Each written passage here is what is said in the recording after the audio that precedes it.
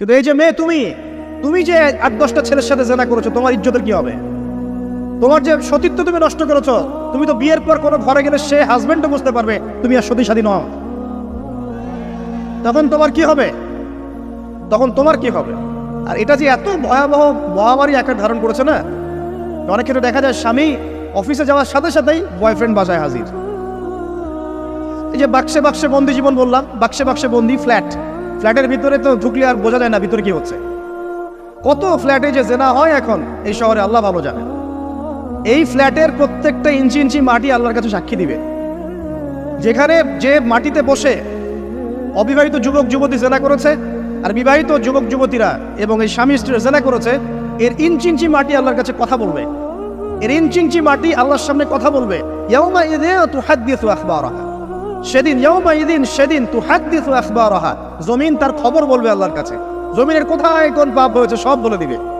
এই জমিনে এখানে দাঁড়িয়ে জেনা করেছে, ওইখানে দাঁড়িয়ে মদ খেয়েছে, ওইখানে কাউকে খুন করেছে, জমিন বলে দিবে। একটা কথা এখানে মাঝখানে বলে দেই, যারা অবিবাহিত যুবক যুবতী আছো, এই লেকচার তোমরা যারা শুনছো, তোমাদের মধ্যে কেউ যদি জেনা করে থাকো, অবিবাহিতর কথা বলছি, তোমাদের কাঁধের মধ্যে এখন 100 বেত্রাঘাতের শাস্তি ঝুলে আছে। সূরা নূরের 1 থেকে 3 নম্বর আয়াত পড়ে দেখবে, অবিবাহিত যুবক যুবতী যদি জেনা করে তাদের শাস্তি হচ্ছে 100 বেত্রাঘাত, তাও জনসমক্ষে, এবং এক বছরের জন্য নির্বাসন। এই বিধানগুলো যদি পৃথিবীর কোনো দেশেও না থাকে, আসমানে আছে। মরার সাথে সাথেই এই বিধান কার্যকর হবে ইনশাআল্লাহ। বাঁচার মধ্যে কি একটাই উপায় আছে। এই লেকচার কানে চলে গেছে, অনতি বিলম্বে অজু করবে। অজু করে খালেসভাবে রাতের শেষ রাতে জায়নামাজ বিছাবে। জায়নামাজ বিছিয়ে আল্লাহর সামনে দাঁড়িয়ে 2 রাকাত নামাজ পড়বে। পড়ে নিজের পাপের কথা স্মরণ করে চোখ দিয়ে দরদর করে পানি ফেলে দিবে। আল্লাহকে সেজদায় গিয়ে বলবে, আল্লাহ আমি জেনা করেছি, আমাকে মাফ করে দাও। আমার এই পাপের কথা কেউ জানে না, তুমি জানো, মাফ করে দাও। এই মাফ নেওয়ার পরে আবার ওই যার সাথে করেছেন ওর সাথে আবার লিঙ্ক আপ করার চেষ্টা করেন না।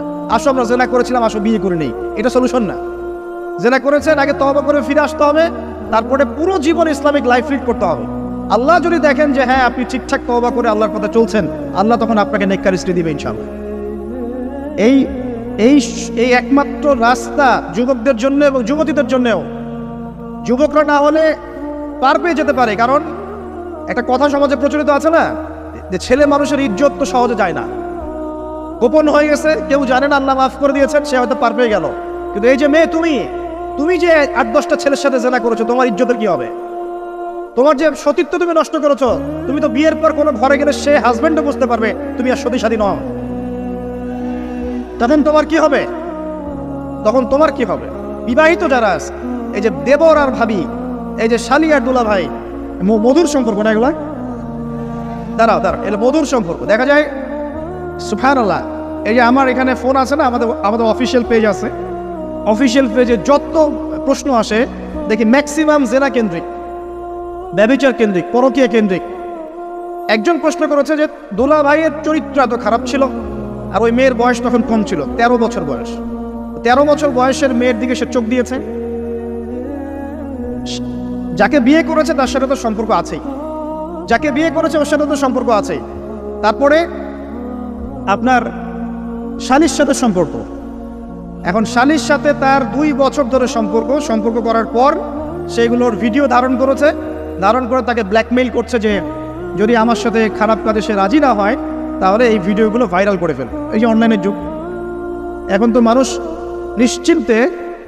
নিশ্চিন্তে মানুষ যে একটা প্রাইভেট লাইফ লিড করবে সেটাও করতে পারে না। প্রাইভেট লাইফের সব কিছু রেকর্ডেড হয়ে যায় এখন, হয় না?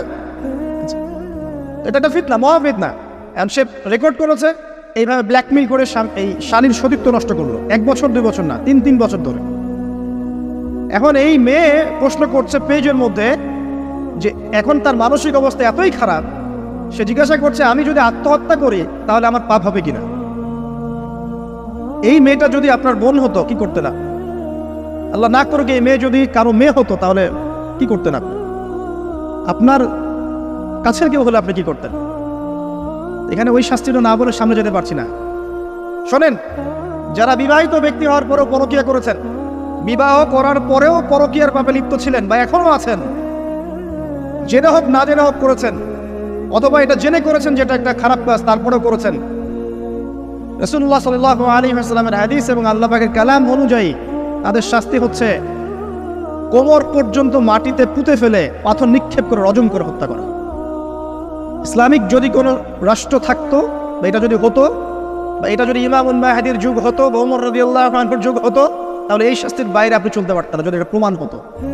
এই শাস্তি যদি দুনিয়াতে কার্যকর নাও হয়, আপনি যদি তওবা না করে মারা যান, তাহলে কিয়ামতের মাঠে এই শাস্তি আপনি ভোগ করবেন। খুব মজা লাগছে পরকীয়া করতে। সকালে একটার সাথে, দুপুরে একটার সাথে, আজকে একজনের সাথে রাত কাটান, কালকে আরেকজনের সাথে রাত কাটান, খুব মজা পাচ্ছেন। রাত্রেবেলা মদ খান আর হোটেলে রাত কাটান, সকালবেলা আবার অফিসে যান। আমাদের শহরের এগুলা কালচার কোত্থেকে আসলো? এই শহরকে পবিত্র করবে কে, এবং এই শহরের আসল রূপগুলো স্পষ্ট করবে কারা? খুব মজা পাচ্ছেন এগুলোতে। সুবহানাল্লাহ।